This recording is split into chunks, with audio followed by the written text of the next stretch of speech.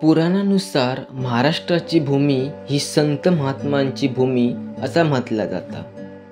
महाराष्ट्रात संत ज्ञानेश्वर, संत तुकाराम, संत एकनाथ, संत नामदेव, संत जनाबाई, संत मुक्ताई तसा संत सोपान इत्यादी संतांचो जन्माचं स्थान असा।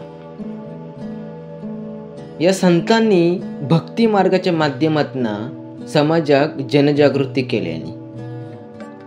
नमस्कार बांधवांनो, मी ओंकार गावडे आणि तुमचा माझ्या यूट्यूब चॅनलवरती सहर्ष स्वागत आहे। बांधवांनो, आज आपण श्री रामदास स्वामी यांच्याबद्दलची सविस्तर माहिती जाणून घेणार आहोत। रामदास स्वामींचा जन्म औरंगाबाद जिल्ह्यात जांब या ठिकाणी झालो। स्वामींचा मूळ नाव नारायण सूर्याजी पंत कुलकर्णी असा होता। या वर्षीची स्वामींची नवमी 22 फेब्रुवारी 2025 रोजी साजरी केली जात असा। रामदास स्वामी हे लहानपणी खूप खोडकर होते। गावातली लोक त्यांच्या आई वडिलांकडे त्यांची दररोज तक्रारी घेऊन येत असत। एके दिवशी माता रानूबाई त्यांना म्हणाले, दिवसभर किती रे खोड्या करत असतस, तो मोठो भाऊ बघ किती कामा करता, आमची काळजी घेता। या गोष्टींनी नारायण यांच्या मनात घर केला। या घटनेनंतर नारायण यांचं दिनक्रमच बदललो।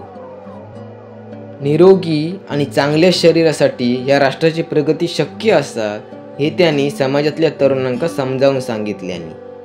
त्यामुळे त्यांनी व्यायाम करण्याचा सल्लो देत शक्तीचे उपवासक हनुमानजींच्या प्रतिमेची स्थापना केल्याने, त्यांनी भारतभर चालत प्रवास केल्याने, अनेक ठिकाणी मारुतीच्या मूर्तींची स्थापना केल्याने आणि अनेक मठ बांधल्याने, जेणेकरून संपूर्ण राष्ट्रात नवचैतन्य निर्माण व्हावा।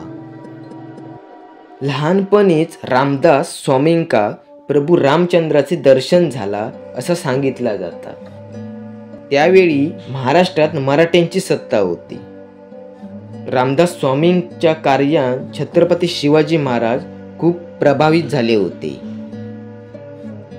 आणि त्यांनी समर्थ गुरु रामदास स्वामींची भेट घेण्याचं ठरवल्याने, भेट झाल्यावर महाराजांनी आपला राज्य स्वामींच्या झोळीत टाकल्याने। समर्थ गुरु रामदास हे छत्रपती शिवाजी महाराजांचे गुरु होते। शिवाजी महाराजांना त्यांच्याकडून अध्यात्माची आणि हिंदू राष्ट्राची प्रेरणा मिळाली। रामदास स्वामी शिवाजी महाराजांका म्हणाले, ह्या राज्य ना तुमचा ना माझा, हे राज्य असा तर त्या परमेश्वराचा, आम्ही फक्त ह्या विश्वात असं। रामदास स्वामींनी अनेक ग्रंथांचं लेखन केल्याने त्यात दासबोध ह्यो त्यांचा प्रमुख ग्रंथ असा। त्यात त्यांनी लोकांका व्यावहारिक आणि आध्यात्मिक मार्गदर्शन केल्याने। तसंच बांधवांनो, दास नवमी का साजरी करतात? या दिवशी अनेक लोक उपवास करतात आणि समर्थ रामदास स्वामींच्या मंदिरात जाऊन भेट देतात। दासबोधाचं वाचन केला जातं, त्यांचे विचार मनात धारण केले जातात आणि त्यांचे उपदेश लोकांपर्यंत पोचवले जातात। विविध सामाजिक आणि सांस्कृतिक कार्यक्रमांचं आयोजन केलं जातं, ज्यात कीर्तन, प्रवचन आणि व्याख्यान याचा समावेश असता।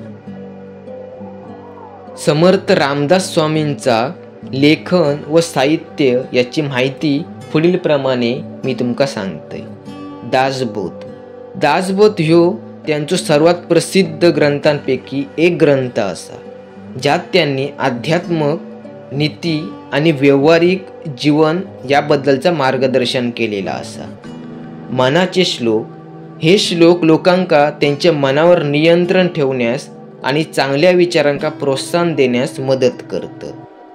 आत्माराम ह्यो ग्रंथ आत्म्याच्या स्वरूपात आणि त्यांच्या महत्वाबद्दल भाष्य करता। पंचदशी यात वेदांत आणि तत्वज्ञानाचा विवेचन केलेला असा।